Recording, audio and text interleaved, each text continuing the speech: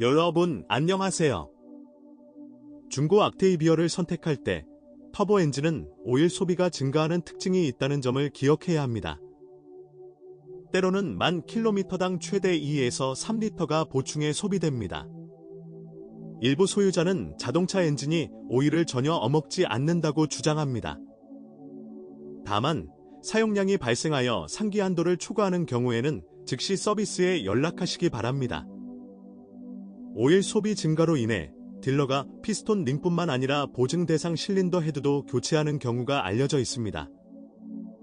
터보차저도 마찬가지입니다. 악테이비어의 모든 가솔린 엔진은 옥탄가 95의 연료용으로 설계되었습니다. 그러나 1.6L 4초 엔진은 옥탄가 92에서도 쉽게 작동할 수 있습니다. 사실 이 경우 비용을 절약할 수 없습니다. 자동차에는 여전히 95옥탄 휘발유보다 약간 더 많은 연료가 필요합니다. 엔진에서는 온도 조절 장치, 연료 펌프, 점화 플러그, 점화 코일, 연료 분사 노즐이 조기에 고장날 수 있습니다. 그건 그렇고 첫 번째 자동차에서는 하단 라디에이터 마운트가 느슨해졌습니다. 딜러는 보증 기간 동안 무료로 패스너를 정기적으로 조였습니다.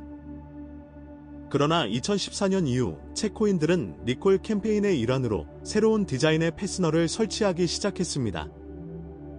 그리고 문제는 사라졌습니다. 특히 악테이비어의 무기고의 기어박스가 상당히 많기 때문에 모든 것이 그렇게 순조롭게 진행되는 것은 아닙니다. 기계식 5단 기어박스는 무조건 신뢰할 수 있지만 상대적인 6단 기어박스는 작동 시 눈에 띄게 더 변덕스럽습니다. 5만에서 7만 킬로미터 후에는 베어링에서 소음이 나기 시작하고 두 번째 및 세 번째 기어가 힘을 받기 시작합니다. 그러나 6밴드 유체역 학적 자동은 단순히 내구성의 한 예일 뿐입니다. 클러치는 평균 12만 5천 킬로미터를 견딜 수 있습니다. 값비싼 버전의 스코더 악테이비어에서는 때때로 듀얼 매스 플라이휠을 클러치와 함께 교체해야 합니다. 그러나 혁신적이고 현대적인 로봇식 듀얼 클러치 기어박스는 지난 5에서 7년에 걸쳐 여러 차례 현대화되었음에도 불구하고 여전히 체코 자동차 소유자에게 많은 문제를 야기하고 있습니다. 또한 제조업체는 메카트로닉스 및 클러치 어셈블리에 대해 5년 보증을 제공합니다. 그러나 오늘날에도 여전히 고장 사례가 발생합니다. 반복하지만 이 상자는 최근 눈에 띄게 내구성이 향상되었습니다. 또한 전문 작업장에서는 저렴하고 효율적으로 수리하는 방법을 배웠습니다. 그러나 자동 변속기가 꼭 필요하지만 위험을 감수하고 싶지 않다면 품질과 서비스 수명이 괜찮은 기존의 유압식 자동 변속기에 주목하세요. 사실 110마력의 1.6L 가솔린 엔진과만 결합되어 있습니다. 그건 그렇고 서스펜션 디자인에도 약간의 선택성이 있습니다. 예를 들어 최대 150마력의 모든 악테이비어 수정에는 반동리평 후방빔, 충전 RS 버전을 위한 플래그십 1.8L 및 200마력 버전과 전륜 구동이 장착되어 있습니다. 버전에는 독립적인 멀티링크 서스펜션이 장착되어 있습니다. 따라서 체코 리프트백과 스테이션 웨건이 값비싼 버전만이 섬세한 핸들링을 자랑할 수 있습니다. 스코더 셋이는 매우 견고하며 모든 자동차 애호가가 좋아할 것은 아닙니다. 두 버전의 악테이비어 셋이 모두에서 약점은 후방 충격 흡수 장치라고 할 수 있으며 이는 종종 3만에서 5만 킬로미터 후에 변경해야 합니다. 프론트 서스펜션에서 스트럿, 각각 6,800루블은 훨씬 더 오래 지속됩니다. 평소와 같이 소모품은 엔티롤바 스트럿 및 부싱으로 간주됩니다. 사실 비용이 많이 들고 교체 작업도 저렴합니다. 볼 조인트와 모음 블록이 있는 레버는 10만 핀 이상을 견딜 수 있습니다. 그런데 2017년 스타일을 변경한 후 후면 완충 장치의 내구성이 더욱 좋아졌습니다. 그러나 악테이비어의 페인트 칠은 확실히 더 강해지지 않았습니다. 두 번째 겨울 이후 차체에 긁힌 자국과 칩이 나타납니다. 철 자체는 오랫동안 녹슬지 않지만 그러나 첫 번째 겨울에는 크롬 부분이 흐려지고 수축됩니다.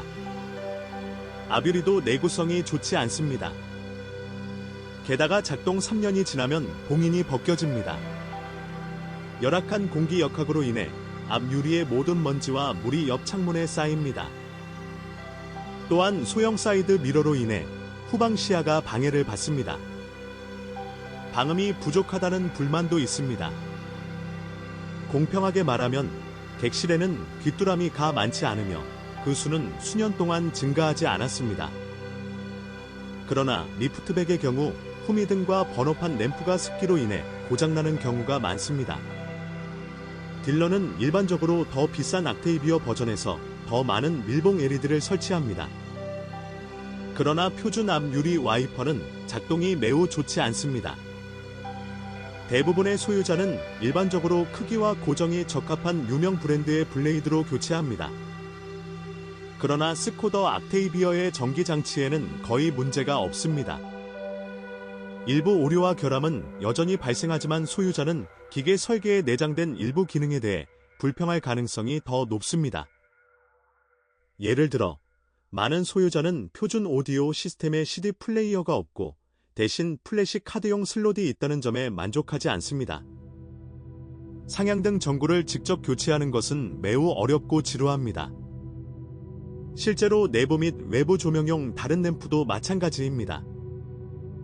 요약하자면 옥테이비어는 볼세건 갈프 4000보다 운영 비용이 눈에 띄게 저렴합니다.